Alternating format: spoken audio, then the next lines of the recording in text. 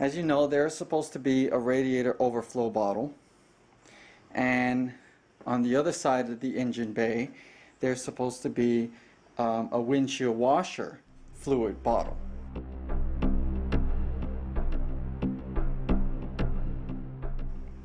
And so I'm going to show you those right now and tell you what I have as far as ideas.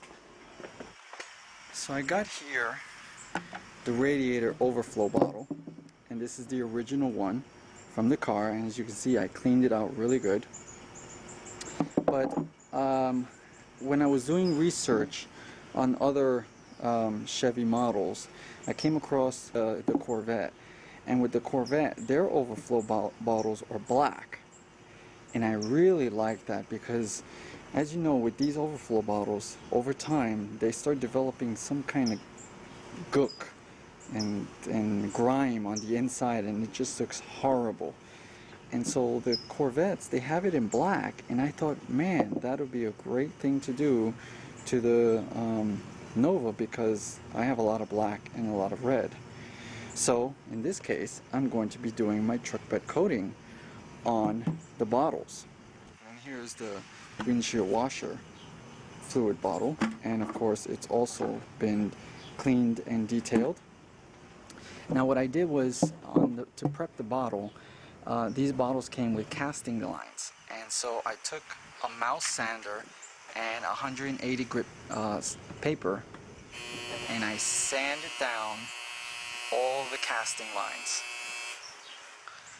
So you can see it's nice and smooth, and that way when I paint the bottle, you're not going to see those casting lines. It's just going to look nice and textured. And I did the same thing for the windshield washer bottle. This one's the coolant cover, and you can see I really cleaned it out. And then this one's the windshield washer fluid bottle cover. And what I plan on doing is, so that it matches with the engine bay, I want these to be in red. So you're going to have a black bottle, and you're going to have a black hose, and then of course you're going to have the red matching with the engine bay. And I'm going to do that with both, so that we have a little bit red on top of the black. So now, to make the paint stick, I'm going to be using Bulldog Adhesion Promoter. And so far I've been trying this out on various things, and it works really, really good. I really like the way this is working. And the reason why I choose to do it on this plastic is because obviously this plastic is very old, and though I really cleaned it out and everything, the plastic is actually really hard. So I want to be able to get some kind of adhesion promotion for the paint, so that I don't have any chipping in the future, since especially in this case the water that will be flowing in here will be hot water from the radiator. So I'm going to get started on that, and we'll take a look at it when it's done. So there it is. I installed them to get an idea of how they look, and I have to say it looks killer in black. There's that textured finish. You can't see the casting lines, so I'm happy about that. And all of the original numbers and lettering is still there, even though it's textured. And here's the windshield washer reservoir.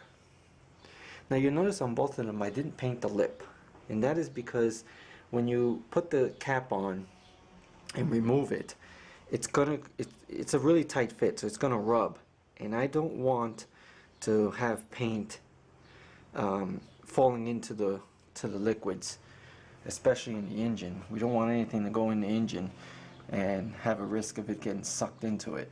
So that's why I didn't paint it. With the cap in place, you will not see that. As you can see, I painted all the way up to the rim of the cap, I mean of the opening, and the cap completely covers that. So it looks really, really nice. I'm very glad I came across the Corvette engine bay because black really does look great, and it blends in with the engine scheme really nicely.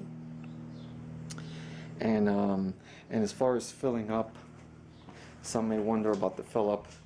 I'm not really worried about not being able to see how much fluid is in the reservoir tank, as I tend to do my checkups regularly.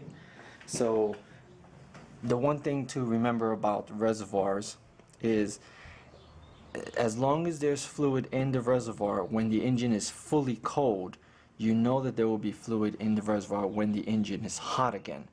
Because when the engine gets hot, the pressure from the engine heat will force coolant back into the reservoir, and so therefore raising the amount of fluid in there. So when the engine is cold, normally it sucks up some of the fluid into the engine bay, because everything is relaxed when the engine starts to get cool. So if there is fluid in there when the engine is cold, for sure there's going to be fluid in when the engine is hot, because of that pressure that builds up and forces coolant into the reservoir. So I'm not worried about not being able to quickly look at the bottle and know how much fluid is in there. All I gotta do is just pop the cap off, look in the hole, I see fluid, I'm good to go. So there it is. Next, I'm going to be painting the caps in red.